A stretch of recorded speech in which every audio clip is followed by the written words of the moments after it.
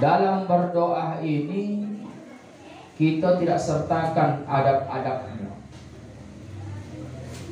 Kesalahan kita manakala kita berdoa, ketika kita berdoa kita tidak sertakan adab-adab dalam berdoa. Inilah yang menyebabkan doa kita tidak dikabulkan. Kata Imam Ibnu Qayyim Al-Jauziyah dalam kitabnya Terapi Hati, ada 10 penyebab kenapa doa kita itu tak dikabulkan oleh Allah Subhanahu wa taala. Bukan Allah tak mau mengabulkan, tapi gara-gara 10 sebab inilah sehingga Allah meng-cancel dulu. Di-cancelnya dulu doa kita. Sehingga doa kita itu seolah-olah tidak terkabul. Makanya anak kami yang dirahmati oleh Allah Subhanahu wa taala, kalau jika kita ingin doa kita itu dikabulkan oleh Allah Subhanahu wa taala, maka mau tak mau, suka atau tidak, amalkanlah 10 adab ini dalam berdoa. Kalau tidak kita lakukan dalam 10 adab ini, maka jangan harap doa kita itu bisa dikabulkan oleh Allah Subhanahu wa ta'ala. Apa yang pertama, Ustaz? Yang pertama, ketika orang berdoa atau kita berdoa, tak pernah kita hadirkan hati kita nih untuk dalam meminta kepada Allah Subhanahu wa ta'ala. Hati kita ini dalam artian ketika meminta tak ikut merasakan apa yang kita pinta. Ya, maksudnya Ustaz apa? Tak khusyuk. Kadang-kadang ada kita orang menengok doa, Bismillahirrahmanirrahim, Allahumma sholli ala sayyidina Allahumma ighfir li walidayya warhamhuma kama rabbayani shaykha. Allahumma rabbana taqabbal minna salatana wa siyamana wa qur'ana. Itu doa bukan melalui pancaran hati. Mungkin karena dia sudah hafal dengan bahasa Arab doa tersebut, tapi ketika ia mengucapkan doa itu tidak ikut hatinya merasakan apa yang dimintanya. Ya. Makanya kadang-kadang di sini juga kita harus berhati-hati ketika kita meminta menggunakan bahasa Arab. Pertama, konteks bahasa Arab ini jika salah huruf dan barisnya, maka salah pula makna dan artinya. Kemudian, doa yang kita ucapkan dalam makna bahasa Arab itu, apakah kita tahu artinya apa? Makanya kadang-kadang ketika kita berdoa dalam konteks bahasa Arab, hati tak pernah mengikutinya itu. Kenapa? Karena kita tak tahu apa yang kita bacakan tuh. Makanya kadang-kadang doa yang bisa menimbulkan tetesan air mata itu ketika doa itu sampai ke hati. Itu pun tak pernah kita lihat orang yang berdoa menggunakan bahasa Arab menangis, tak pernah. Pasti orang yang berdoa itu menggunakan bahasa hati. Ya Allah, ya Tuhanku, ampunkan dosaku ya Allah. Mulut ini, ucapan ini membuat hati orang tuaku tadi menangis ya Allah. Coba, kalau begitu ucapan doa kita itu pasti hati ikut. Insya Allah ada kesempatan doa kita terkabul. Kenapa? Adab yang pertama, doa itu harus diikuti dengan hati yang tenang. Hati itu merasakan apa yang kita pinta, dalam artian khusyuk dalam meminta. Insya Allah doa kita akan dikabulkan oleh Allah Subhanahu wa ta'ala. Beda dengan halnya Allahumma ighfir lana dzunubana wa liwalidayna warhamna kama rabbayana shaghira. Apalagi doanya panjang banget. Dari togang latangan tuh sampai konduk. Sankan lamonya. Allahumma anzil rahmata wal maghfirata wal barakata wal ni'mata wasihata wassalata. Ia kalau paham apa artinya itu, bisa lah rosapi. Makanya pun mengaminkannya pun enak. Amin. Ini kadang-kadang mengaminkan saja pun kadang-kadang kita salah. Amin, amin, amin. Yang mana kita pakai? Coba. Awak minta doa kita diperkenalkan oleh Allah, tapi permintaannya lain. Amin. Kawan tu dulu tiba doa, kalau aku buhi dari mulutnya mendoa tu, awak amin.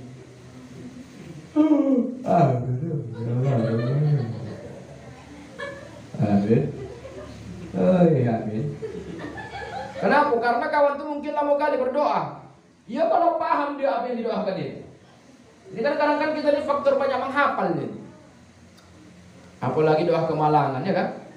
Allahumma ja'al sawaba ma qara'nahu fi hadzal Qur'anil Karim. Ya kalau tahu apa? Paham kita artinya itu, maka sholat boleh diaminkan. Tapi tidak sedikit orang yang mendengarkan doanya itu tidak paham. Usaha boleh jauh. Rabbana atina fid dunya hasanah wa fil akhirati hasanah wa qina adzabannar. Doa yang sering kita dengarkan sampai-sampai dibilang namanya doa sapu jagat. Kemana-mana ada saja dia. Kenduri masuk, takjiah masuk, lepas sholat masuk, ya kan?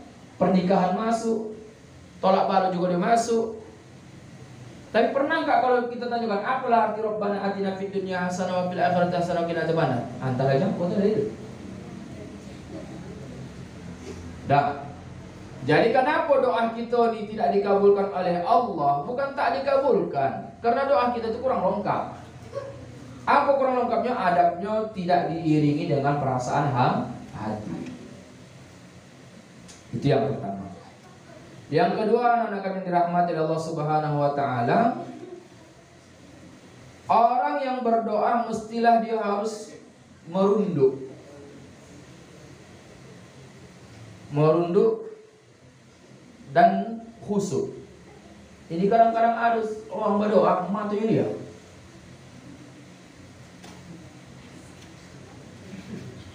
Lihat matanya. Orang berdoa, A'udzu billahi minasyaitonir rajim. Bismillahirrahmanirrahim. Entah apa ditengok.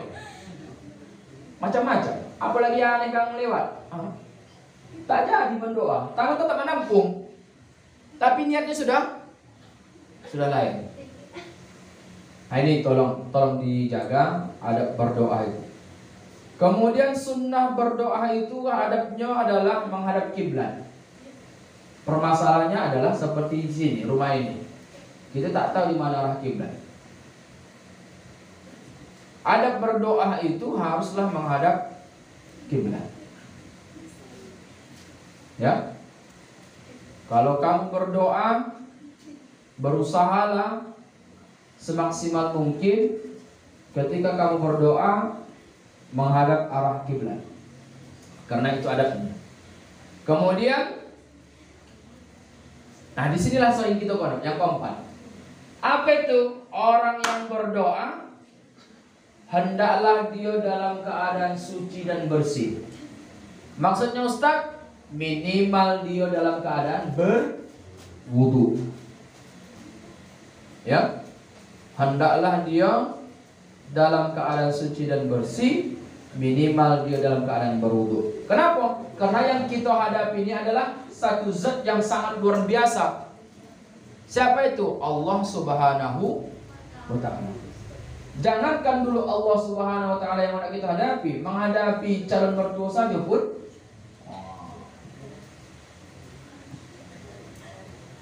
peci sudah lurus, punggung lurus. Padahal yang dipakainya lebihnya.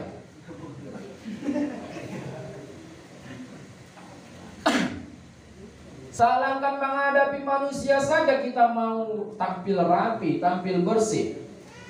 Kalau bisa cari lagi minyak wangi. Tak cukup minyak wangi disemprotkan, dimandikan minyak wangi.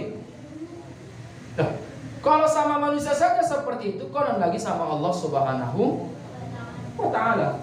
Masa sama Allah Subhanahu wa ta'ala kita dalam keadaan kotor meminta? Nauzubillah.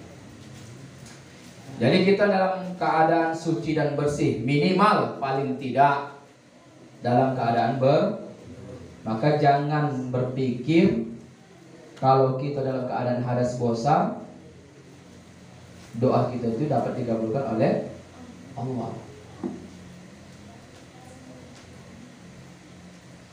Ya, jadi Ustaz, macam mana lah kami perempuan nih? Kami setiap bulan pasti datang, paling tidak minimal 1 hari 1 malam, kan begitu? dikabulkan Allah, tapi suka bersihlah dulu, tetap aja meminta.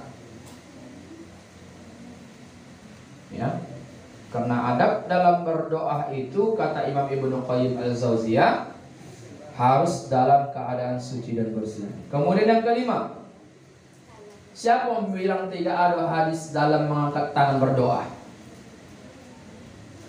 Imam Ibnu Qayyim Al-Jauziyah yang didewa-dewakan oleh Imam Salafi ya, pengikut-pengikut Salafi, imam mereka ini Imam Ibnu Qayyim Al-Jauziyah. Imam Ibnu Qayyim Al-Jauziyah ini anak murid dari Imam Ibnu Taimiyah.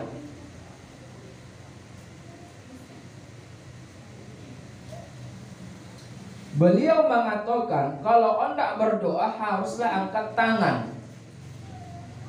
Bahkan dalam satu hadis di mana Rasulullah Muhammad SAW hampir-hampir sampai nampak bulu ketiaknya, mengangkat tangan itu.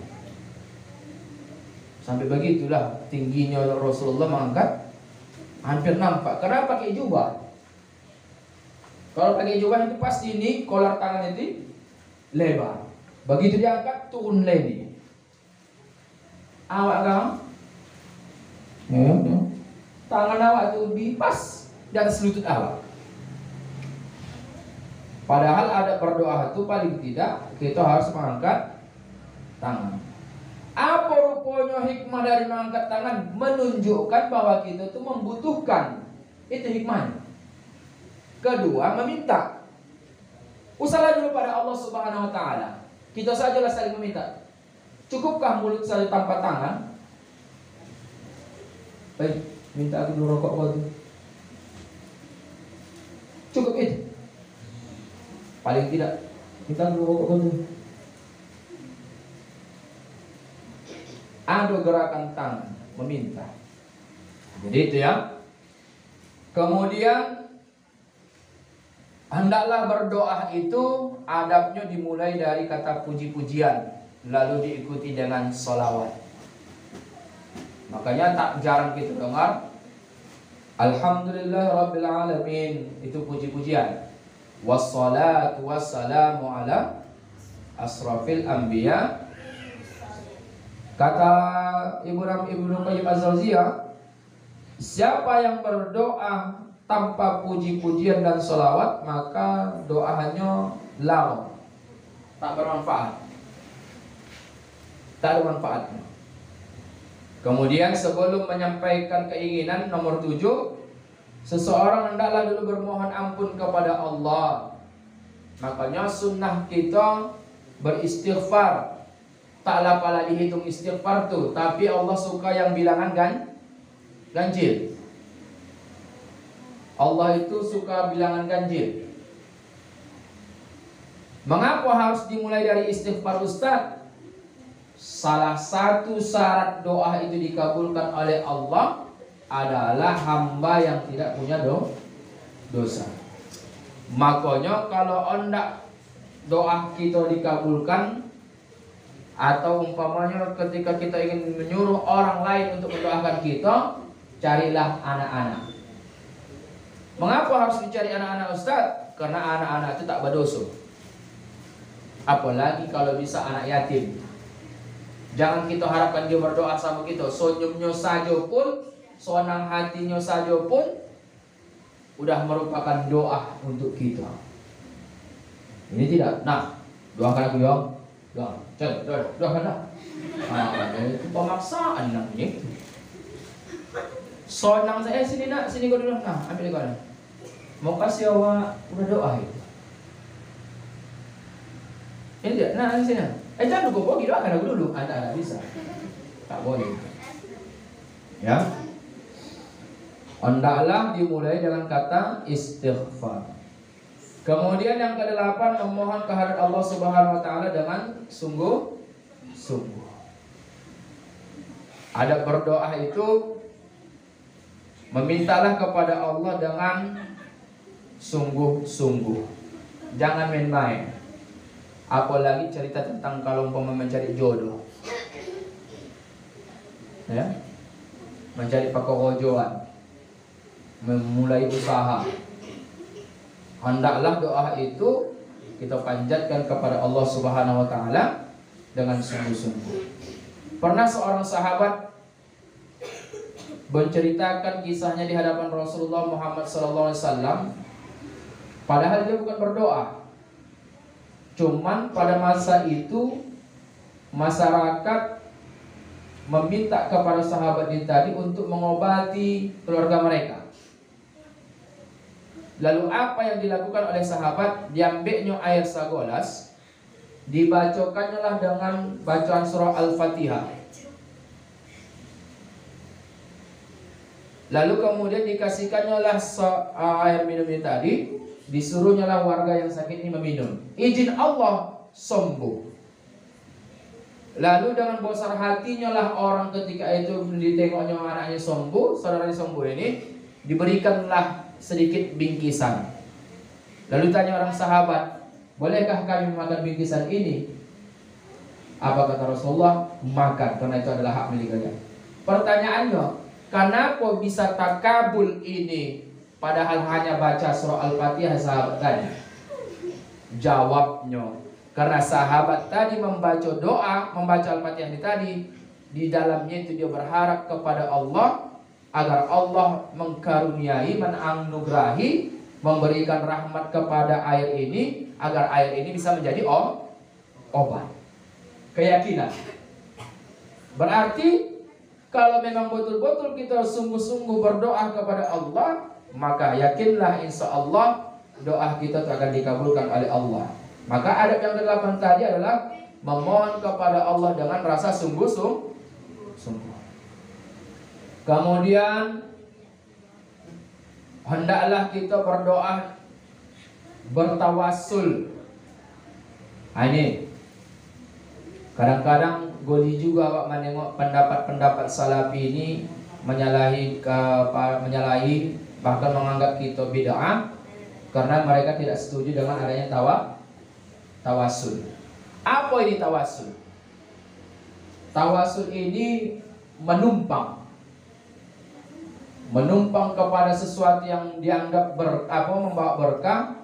Nanti dari dialah nanti kita sampaikan kepada Allah Subhanahu wa ta'ala. Sampai kita sadari, kita pun seringnya kita bertawassul dalam berdoa. Tawassul kepada siapa? Kepada Nabi Muhammad sallallahu alaihi wasallam. Ya, tanpa kita sadari itu. Tapi yang sangat dianjurkan adalah bertawassul kepada nama-nama Allah yang baik. Pernah nggak kalian dengar? Ya Allah, Ya Rahman. Itu kan nama Allah. Irhamna ya Allah, fa innaka khairur rahimin. Wahai Allah, wahai Zat yang Maha Penyayang, sayangilah kami ya Allah dengan sebaik-baik kasih sayang-Mu. Ya Allah, Ya Fattah, iftah lana ya Allah, fa innaka khairul fatihin. Wahai Allah, wahai Zat yang Maha Pembuka, bukakanlah kepada kami ya Allah sebaik-baik pembukaan-Mu. Ya Allah, Ya Salim, wahai Allah, wahai Zat yang Maha Penyelamat, salimna ya Allah, selamatkan kami ya Allah, fa innaka khairus salimin, dengan sebaik-baik keselamatan. Asmaul Husna yang kita baca tadi itu juga adalah merupakan contoh kecil dalam sifat bertawassul kepada Allah Subhanahu wa ta'ala. Makanya Ibnu Qayyim mengatakan bertawassullah kepada sifat-sifat Allah, nama-nama Allah dan zat-zat Allah. Ya Jad wajibal wujud, ya mukhalafatul hawadis, ya akramal akramin. Kadang-kadang ada kita doa, Allahumma inni nas'aluka bi anna nas'aluka anta Allahu la ilaha illa antal ahadus samad. Pernah kamu dengar ini? Alladzi lam yalid wa lam yulad wa lam yakul lahu kufuwan ahad. Pernah enggak dengar doa ini? Ternyata doa ini sering dibacakan oleh para sahabat-sahabatnya Rasulullah Muhammad SAW. Salah satunya adalah Abdullah ibnu Buraidah. Doa ini sering dibacakan menunjukkan bahwa Abdullah bin Buraidah ini bertawasul kepada kalamullah, yaitu Al-Quran. Makanya kadang-kadang kita agak geli juga. Ada satu pendapat, satu paham, mereka mengharamkan yang namanya bertawasul. Nah, yang terakhir, yang ke-10, kalau ondak doa kita itu dicopat dikabulkan oleh Allah Subhanahu wa taala, bersedekahlah terlebih dahulu. Inilah jarang yang dikerjakan oleh manusia. Manusia hanya sekadar bersedekah saja, tapi tak mau dia meminta.